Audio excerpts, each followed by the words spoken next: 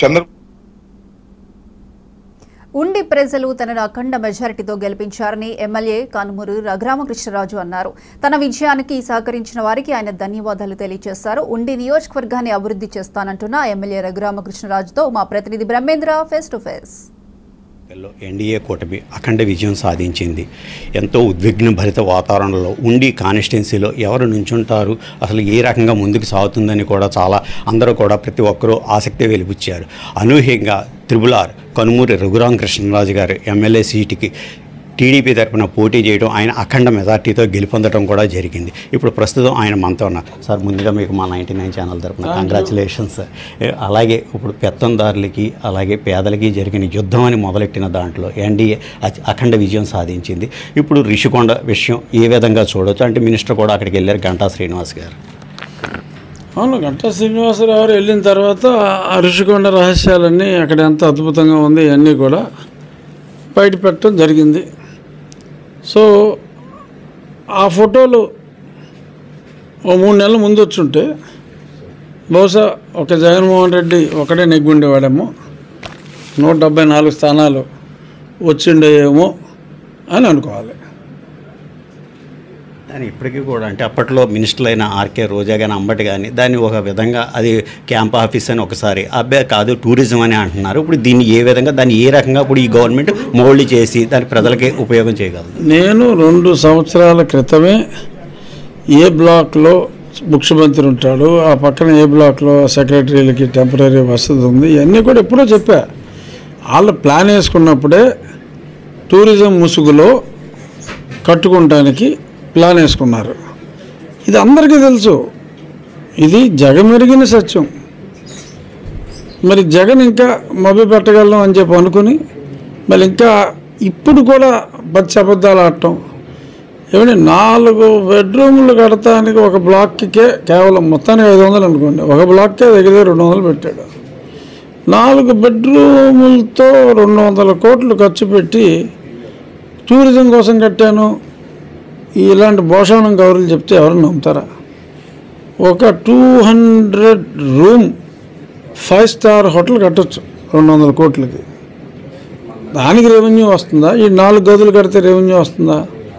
So ఇదంతా పిచ్చి కవర్లు, పిచ్చి మాటలు.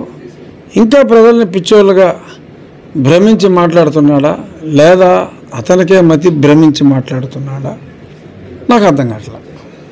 ఇప్పుడు జగన్మోహన్ రెడ్డి ఆయన పెట్టిన వ్యూలో అంటే ఏ రకంగా మనం ఓడిపోయామో నాకే అర్థం కావట్లేదు, ఆ దేవుడు ఏ రకంగా నాకు ఇది చేశాడని కూడా అంటున్నారు. తాత వాళ్ళకి ఎంతో చేశాను, ఒక రకంగా 1,20,00,000 మందికి కూడా నేను ఉపయోగపడేటట్టు చేశాను అంటున్నారు. దీని ఏ విధంగా? ఇప్పుడు బేసిక్గా అతను వ్యవస్థని సర్వనాశనం చేశాడు అన్న పచ్చి నిజం ప్రజలు గ్రహించారు. ప్రజలకి ఈ అవగాహన, నా గురించి నేను మాట్లాడుకుంటున్నాను కాదు కానీ ఇది నేను ముందే గ్రహించి ప్రజలకి అవగాహన కలిగించడానికి 4 సంవత్సరాలుగా నేను నా వంతు కృషి చేశాను. నా వల్ల ప్రజలు మేల్కొన్నారని నేను అన్నాను.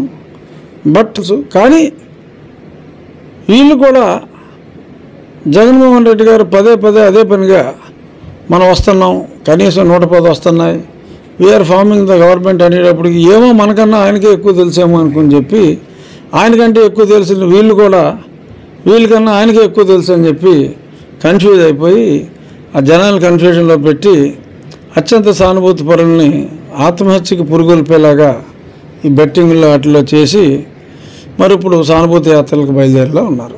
దురదృష్టం, వాళ్ళ ప్రాణాలు పోవటం నిజంగా చాలా దురదృష్టం. కానీ ప్రజలు తేల్చేశారు. ఇప్పుడు ఏదో ఈవీఎం మీద నెపం నెట్టాలని ఏదో ఎలాన్ మస్క్ ఎలా అన్నాడు అది ఇదని చెప్పి ఏదో మాట్లాడుకుంటున్నారు.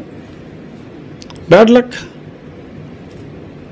ప్రజలకి గుడ్ లక్, జగన్మోహన్ రెడ్డికి బ్యాడ్ లక్ ఈ పరిణామాలు. మరి అతను మానసికంగా ధైర్యంగా ఉండి నాకేం అర్థం కావట్లేదు అనకుండా ఇప్పుడు అర్థమైంది నాకు నేను చేసిన తప్పులేంటో అని చెప్పి ముందుకు వచ్చి మాట్లాడి ఒక ప్రతిపక్షంగా పోరాడితే బాగుంటుంది ప్రజాస్వామ్యంలో. ఉండి ప్రజలు మిమ్మల్ని అఖండ మెజార్టీ అంటే ఇంతవరకు చరిత్రలో లేని మెజార్టీ మీకు ఇచ్చారు. ఇప్పుడు ప్రజలకి ఏ విధంగా మీరు సపోర్ట్గా ఉండి అంటే అభివృద్ధి కార్యక్రమంలో కానీ అంటే మనకి మెయిన్ ఉండిలో మనకి ఆకివీడి దగ్గర ఉన్న ఫ్లైఓవర్ ఇప్పటి నుంచి అది కొంచెం ఆగిపోయింది, అది ప్రాబ్లం మెయిన్ అంటున్నారు.